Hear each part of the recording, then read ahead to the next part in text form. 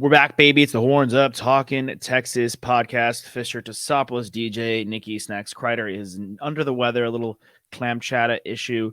Quan Cosby, not under the weather, but not here today. So shout out to Quan. We'll be seeing him soon. Hopefully, he'll be joining us Friday on our show with Anthony Armstrong to be released next week. Anthony Armstrong, former receiver in the NFL, covers high school football recruiting. So very exciting for those recruiting nuts out there, which seems to be a lot of you. A lot of recruiting nuts out there. And what's not to go nuts about? Big 12 media today, day Wednesday, which we're recording on, dropping Thursday. So I want to pose some interesting questions to you, Toss, that I saw there. But again, Texas football recruiting slowly climbing up the ladder, number 17 on 24/7. It really is looking like if the Colin Simmons domino falls, the edge from Duncanville, the number 8 recruit, if that falls, then Terry Bussey from Timpson, Texas, dude. I know you guys are from Texas, and I think the listeners and viewers at this point know that I'm not from Texas, and I swear to God, they just keep making up places. They just keep making places up, dude. Like they just keep making play. You know what? We're gonna make it Simpson. Just throw a T on that bitch and just make it Timpson. That's what we're gonna do over here in Timpson, Texas. They just keep making places up. Ryan Wing. State. There have to be a lot of different names that you throw out there. I mean, we definitely hit all of the like major European cities. You know, you've got Paris, Texas. I'm pretty sure there's probably I know there's an Athens, Georgia. There's probably an Athens, Texas too.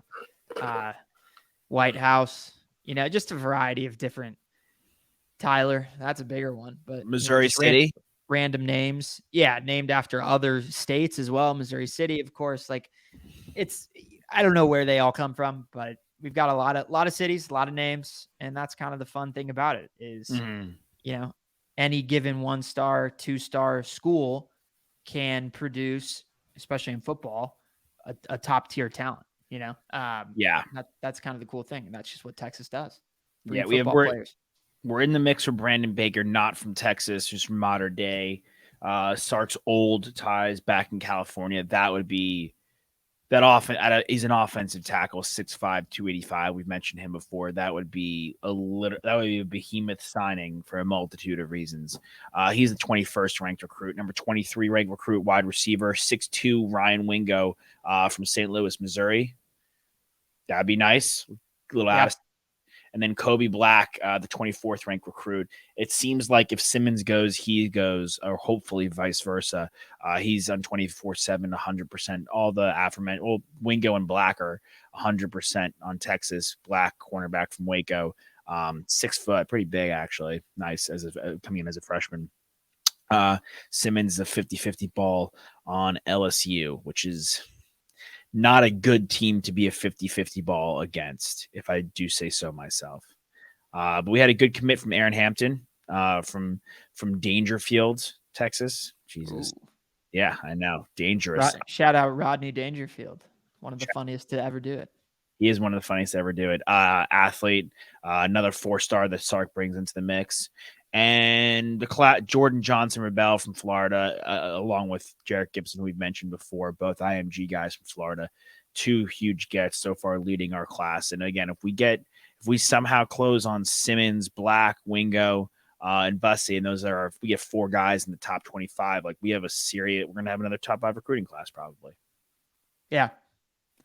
Yeah. I mean, that's what we expect, right? And that's what we need to be heading into joining the SEC, after our last season upcoming here in the Big 12, 8-5 last year, the recruits having top 10, top 5, top 15 recruiting classes is that's not something that's new for Texas, right? But once again, it always comes down to you bring these recruits in, how do you develop them, and then how do they execute on the football field? And it was interesting, right? Today was we obviously got some press opportunities to hear from Coach Sark, the rest of the squad.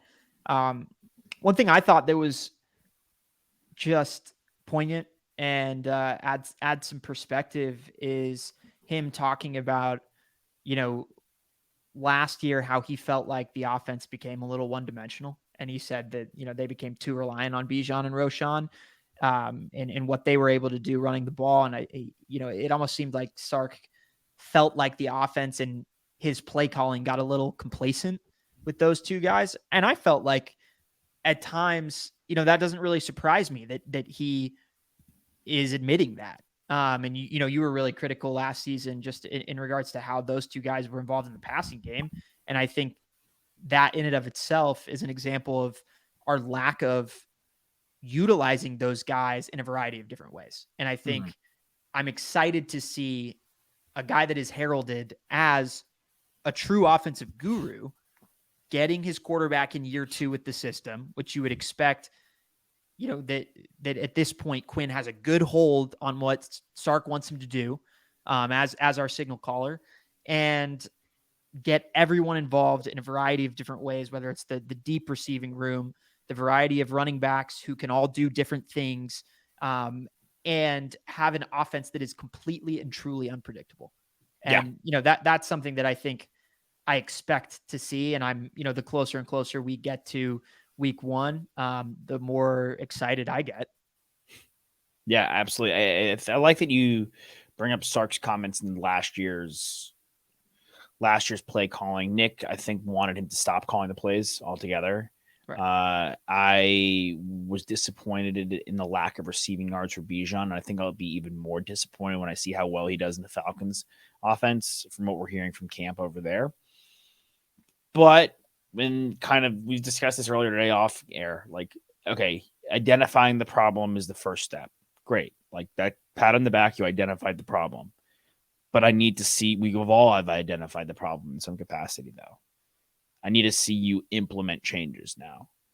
And I think one of the biggest changes goes from less deep balls to X-Men, less, more of a running back committee, which he's going to have to deal with by default.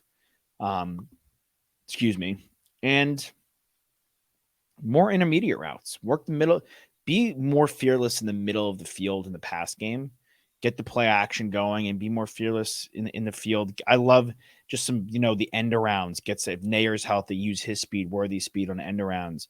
The McVay and the Rams, like Cup, Robert Woods, when those guys were at their best, they use those a plethora of times and often, in the most important moments.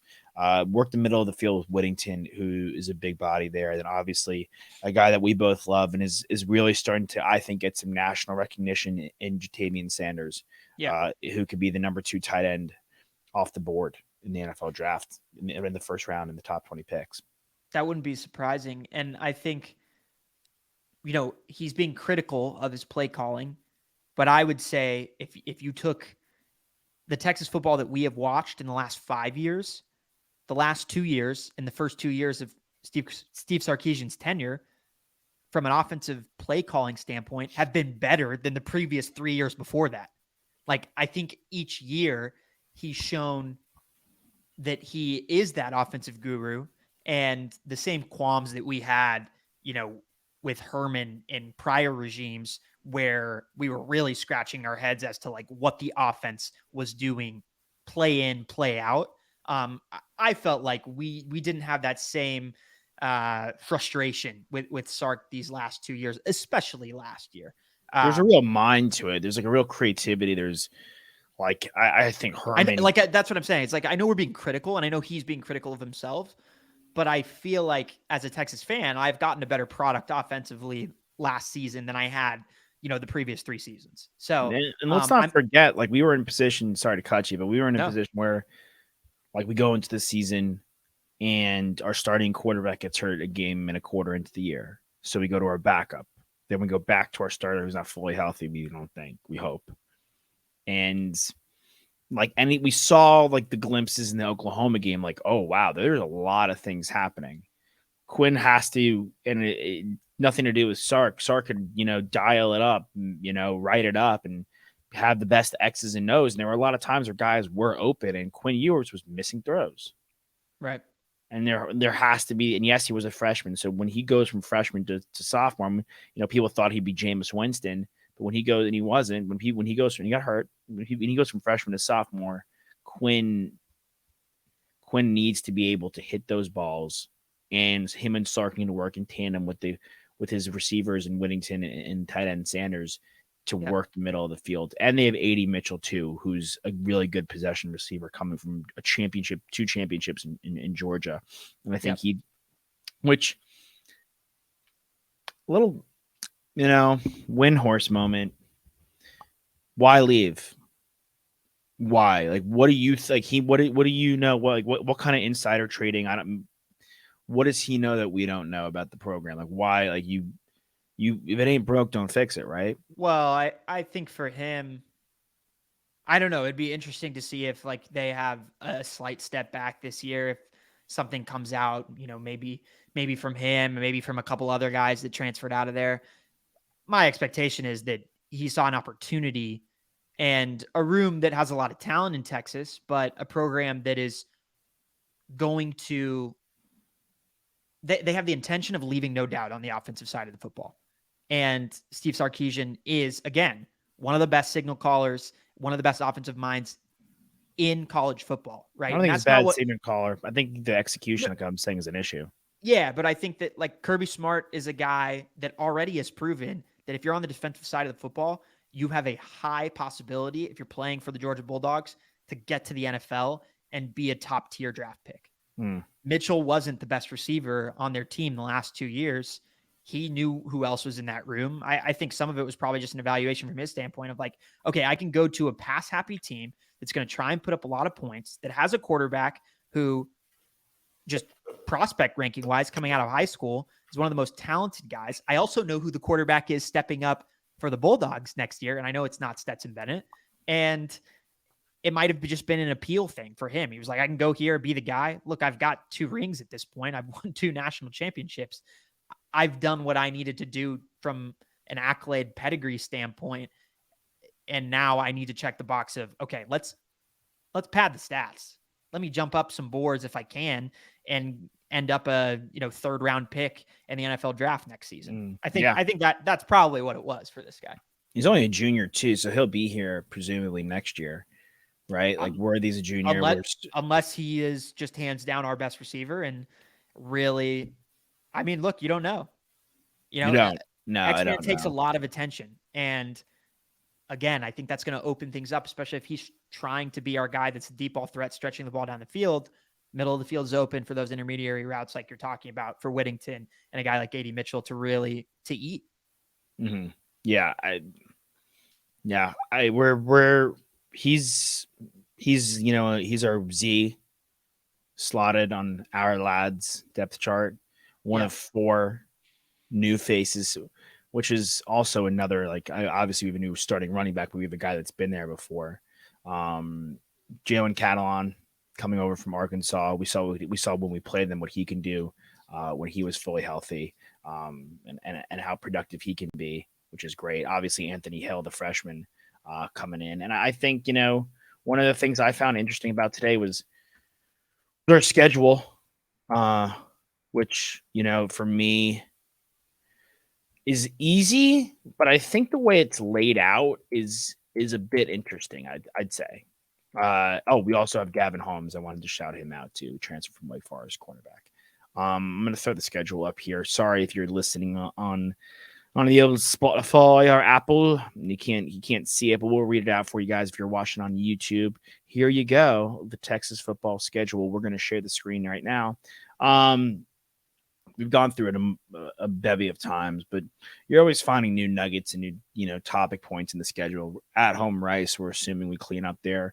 We know what we're getting into in Tuscaloosa. Like, I don't want people I think people are drinking a little bit of the Kool-Aid, like Bama's, unsure at the quarterback spot. And, this is the most unsure and lack of names, quote unquote, in offense we've seen them have in a number of years.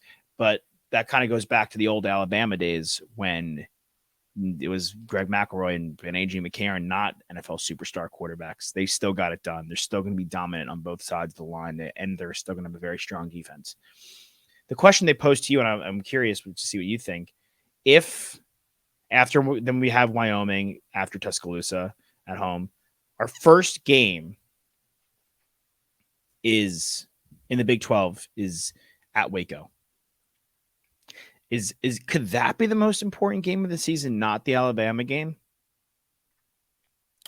Um, I mean, we have seen enough trips, like trip ups by the Texas football program, that we're almost a team that can't look at a schedule like other NCAA teams can and say, like, this is the most important game, because we're a team that lost to Kansas 2 times in the last 6 years. Like, every game is so important to us. And Yeah. I mean that more than other college football programs. Like, when they look at their schedule, like, it's just not the same because we have so much pressure on ourselves and we have this big red target on our backs. So I think that's a huge game. I think it's bigger than the Rice game. It's bigger than the Wyoming game.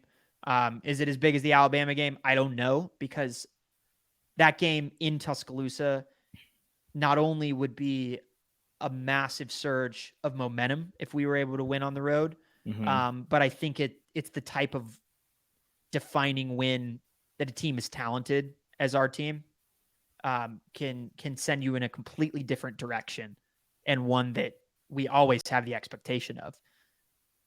So, but yeah, I mean, look, like, what gets us to the college football playoff, presumably, is not a win against Alabama. It's winning the Big 12 and putting up a solid fight against Alabama or beating them. Of course, if we beat them, like, that's not hurting our chances. No. But yeah, I mean, I think you're right to bring that up in contention with the Alabama game. Yeah, I to And me, then like, the Kansas game, and then you've got Oklahoma, which it's a rivalry game, and literally anything can happen in that game. We know that because we have seen ourselves be the worst team and end up the victors in that game. yeah, and that I think I think the Oklahoma game it would be a mistake to use last year as the commonplace going forward. I hope we That wipe the floor with them, but I would not predict that we're going to beat them 49-0 once again. clean slate every year. Yeah. Like, clean slate every year for that game. The Baylor game, to me, it's our first game in the Big 12. It's the last time we're going to Waco for a long time. So all of that compounded, to me, makes that a very interesting game. And then we see BYU. I forgot Keaton Slovis was going to be the quarterback for BYU October 28th. And again, another Big 12 game. We play them, and we play Houston first at Houston, and then the following week, ahead of Halloween, we get BYU. Forgot that Keaton Slovis was QB. Nobody wants it more than Keaton Slovis, dude. I believe it. You don't go. He went from the starting quarterback of USC to can't have sex at BYU. Nobody wants it more than Slovis. Yeah, and the guy that replaced him is throwing out pitches at the Dodgers game, and is the prince who was promised. He's going to be the 1-1 presumably in the NFL draft. Like, he got kicked to the curb. He went to Pitt. That place stinks. He tried to replace Flickett. That place, no. I mean, he went from USC to Milltown, Pittsburgh, and he's like, all right, I'm like, we all know what goes down at USC. He went from starting quarterback at USC, all the promise, to can't get laid, like or I'm off the team at BYU, because he wants to be a quarterback in college football and win that badly, and he thinks he can do it at BYU. Yeah, I mean, like, the most massive chip on his shoulder. But I also think, like, look, it's a guy that's transferred 2 times. Like, there's a guy you can get in his head, and that's where our defense comes to play. Mm-hmm. And, like, let's pick that guy off 3 times. Let's walk away from that game. We're getting way ahead of ourselves here, but let's walk away from that game where he's crumbled psychologically, where we're like, look, this is why this guy transferred 2 times. This is why this guy is no longer the starting quarterback for the USC Trojans, and why he's not going to get picked and is going to have to make his way in the NFL undrafted. Mm-hmm. It's a long fall from grace when you're a quarterback of that high of a stature from a prospect standpoint. And some guys have the resolve to kind of grit and grind through it. And right now he's a guy that I'm unsure about, right? Like Rattler has had a long road, but he has ended up on the other side. And that's why people believe in this South Carolina team, at least to be somewhat sneaky, right? At least to put up a fight against some of the other powerhouses of the SEC. But yeah, I hope that's a game that we win. I'm less worried about the Houston game, the BYU game, although I know that BYU is a good football team, than I am again about that Waco game, like you're saying, because it's the opener and it's in Waco. It's the last time we see that team for a while. But yeah, it's by no stretch of the imagination is this an easy schedule. We were looking at LSU's schedule the other day, and I mean, by all accounts, in comparison to the last 3 years, this is a cakewalk schedule for LSU this season.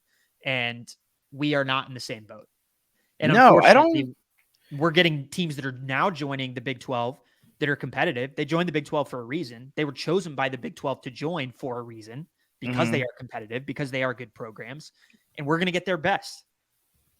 I We're also going to get think Houston's best for sure. we get everyone's best. You get Kansas. Look, thank God we don't have to go to Manhattan again. Manhattan, Kansas. Like what? They couldn't think of another name. Whatever. Kansas State comes to us, which is unbelievably fortunate, man. Like it's really fortunate that we get Kansas because they had 14 first place votes for the preseason. We had 41. We're the heavy favorite in the Big 12. I'm looking at our schedule and it's just like has like red herrings like all across the board. Like we have our last second to last game before Tech and on Thanksgiving week, we're at Iowa State. The week before we're at TCU. God willing, we beat Alabama. We start running the table. All of a sudden we get to November 11th. And our last 3 games were at TCU, at Iowa State, and at Tech. And then, like, you have the Big 12 in sight. You have the college football playoff in sight. Like, God forbid we get tripped up in one of those away games in 2 games. Like a TCU team that caught lightning in a bottle that we could have beaten last year. We could have beaten. They didn't win the Big 12 championship game in the postseason. And while they beat Michigan, they absolutely got shanked by the Georgia Bulldogs. All their guys left, yada yada. But like they could, like if you don't think it's going to be a tough place to play in Fort Worth, got another thing coming. Yeah. No, it's the toughest stretch of our schedule is Kansas State at home and then TCU on the road, Iowa State on the road. It's just annoying, dude. At that point, I'm less worried about Texas Tech because we're going home. But that game could mean a lot. That's a game where we could play Tech, and then the next week we could play Tech again. That could happen. And we lost Tech last year. We lost Tech last year in a game that, again, we should have won. But yeah, man, that's what makes being a Texas Longhorn so exciting is because these games are so meaningful. And I know you could say that the same thing for every college football program, but it's not the same. And the reason why it's not the same is because not only do we care about every single game, but everyone else cares about every single game of ours too. Because when we lose, they love telling us that we lost. And when we win, then all of those closet Texas fans start coming out of the woodwork. Because that happened, in 2005, and this is something that I'd love to talk to Quan more about next time we get him on here. There were fans that were not from the state of Texas that loved the burnt orange. Yeah, I'm sure. VY, that it became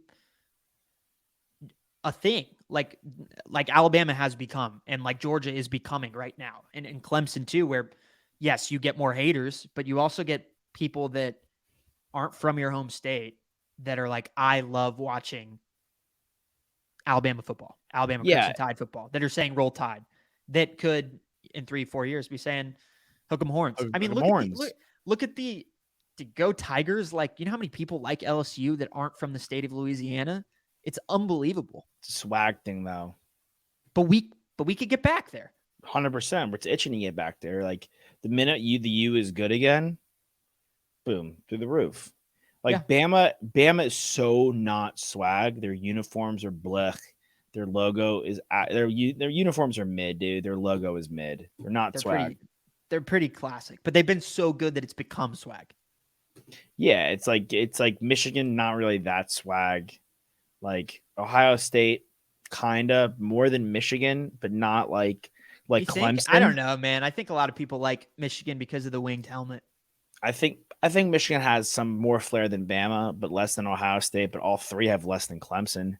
The minute Clemson got hot, how many I saw sweatshirts everywhere, dude. The purple, the orange, the paw print, like there's like a reason like UNC like is a little more swaggy than Duke. They have a little more fans like outside of because the powder blue. Like LSU has more fans everywhere because the Go Tigers, like the swag around LSU, the swag around Miami. Texas is itching for that. Like the Longhorns, a dope logo. It's just like a. I mean, our whites are some of the cleanest unis. Our whites are better than any. Our whites are better than any whites in college football. It's hard to argue with you. Yeah, so I it's itching for it. You'll ask and gals come out of the woodworks, but you just again like what my big takeaway from media day to day and like hearing the other reporters and hearing everyone talk about us, it's ours to lose, and the only buddy and once again like and maybe not once again, but for the first time in a long time, the only people that can really beat us is ourselves. Like really beat us like that. This is the year of like if you're gonna do it. Now's your chance because next year you've thrown yourself into the fire, a gauntlet of like you're then it's like you're all of a sudden in the mix of Tennessee, Bama, LSU, Georgia. Which two of the five are going to go? Any last thoughts? No. Next show we should talk about just the basketball outlook going into the season with the recruiting trail pretty much done. But we've continued to bring in guys over the last 2 weeks. Hilton from UCF. Yeah. Yeah. I mean, this is now an oddly really deep squad. And, 2.5 months ago, it looked pretty bleak. Coming out of the tourney, like fresh out of the tourney, we were in a not great place. And I know we don't cuss on this show. I know we don't really cuss on any of our shows, but motherfuckers out here be too quick. Yeah, well, they'd be too quick, though. Yeah, but it's not that I don't get the criticisms while they were happening. Look, everybody we lost, we were supposed to lose, except Ron Holland, who went to the G League because he looked and was like, oh, okay, who are the first picks of the draft? Guy from France. Bama, Brandon Miller, G League, 2 guys from Overtime Elite. Like, well, and I also think not only did he doing this is that this is not besmirching the Texas basketball program, but he probably also looked at Dylan Mitchell and was like, man, maybe I can kind of protect me being a top 5 pick by not going and playing college basketball. Yes, by going less of a national microscope on you. Yeah. There's less narratives drawn. You have a less of a sample size too for people to get the wrong impression of you. So I don't blame Ron Holland for not going on. I mean, a lot of people think he might be the number 1 overall pick. And I know people are gonna be like, if he is like, oh, we could have had the number 1. Yeah, sure. And I know that if he's stepping onto the court next year for the Texas Longhorns, he is starting. But I don't know if his usage rate is the highest on the team. It probably isn't. Derek Lively was the number 1 recruit out of Duke. Number 1 recruit. He went to your Mavs. He averaged 5.5 and 5.5. And quite frankly, I think as we see him in the NBA, his offensive game is going to be completely unlocked. These guys aren't. Yeah, I mean, I just watched him play in the summer league game. He's a beast. He's a freak athlete, and he's huge. DeAndre Jordan, his freshman year at Texas A&M, like he did nothing. He was not good. That guy was an All-NBA first team guy 1 year. Multiple time All-Star. Like how many times have we seen freshmen because you're not going into when you get to the NBA, there's so much more of an individuality. There's so much the court's bigger. You could express your game more. In college basketball, you're going into a system. and you're going into what Texas is with under Beard, and now what we saw throughout the year because it continued on with Rodney Terry. Like Dylan Mitchell had no choice but to go back because his stock completely was toast because our brand of basketball is very guard heavy. It's Well, a and we very also guard we're heavy. completely reliant upon our veterans, Timmy and Marcus and Serge Ibaka. Like those guys played 4 or 5 years of college basketball. But like that, my thing is like, okay, we had Ron Holland. It's not like okay, Ron Holland, everything's gonna flow through Ron Holland. No, No, probably not. Dessou, Shedrick, Amos, like those Amos, guys. Tyrese Hunter, who was already there last year. Yeah. Like you're like okay, Hunter, Amos, and Shedrick, who's backing up Dessou. Like it's gonna flow through our vets. Well, I think we'll play them at the same time. Really? Yeah. What I see? Where's my phone? I don't see why not, because Dessou can shoot it decently enough. Would love for Dessou to like be like I thought his face-up game was pretty solid before the yeah, injury. yeah. Like I'm not necessarily saying like he's like a true pick and pop guy, but he's got a mid-range jumper that at least will keep people honest. And I like both those guys crashing the glass. And Mitchell, I think, will be tested like just in regards to how well he shoots the 3-point ball. But Amos and Hunter can both stroke it from deep. So I mean they have it. Yeah. They have right now Hunter at the point, Amos at the guard. They could obviously flip flop. Horton from UCF at the small forward spot. Mitchell in the smaller ball lineup, I guess, at the 4 and Dessou at the 5. But I think, we obviously see Mitchell go to the 3, Shedrick at the 5, and Dessou at the 4. Yeah, I think with Amos and Hunter out there, I know Tyrese is a good defender, but they're both small. And I'd rather us go big 3 through 5 than run a smaller lineup out there. But we'll have multiple variations and rotations that we lean into depending on the matchup, of course. But yeah, I mean, it's going to be exciting. So I'm excited to hear more about this team as they get closer and closer to the season. Football and basketball coming in with great momentum. Football starts everything off, though. And Sarkisian has big expectations for the team. I didn't mention this in the quote, but he wants to win a national championship before we go to the SEC. That's their goal this year. And I don't think it's out of the realm of possibilities, but there's a lot that has to get done on the field before we get to that point. It's not out of the realm of possibilities, but yeah, you like one game at a time, one step at a time type deal. Like let's get to the Big 12 championship game. Let's win the Big 12. Let's get a college football playoff. Let's win every game. Yeah, let's get to let's start moving. Let's move a little slow here. Yeah. I love the fire. I'm with you. The fire is palpable. I'm feeling it. I love it. But I think we should move a little with a little safe pace. Hey, look, it's good to have that goal. We all agree that we should be in the mix for this. But at the same time, let's be realistic in where we've been and where we're going. Yeah. Win the conference. Just win the Big 12. All right, man. Well, I'll see you. I'll see you tomorrow for a bunch of shows that we do together. But fans listening, Hook 'em Horns. We love you guys. See you next time. Hook 'em. Hook 'em.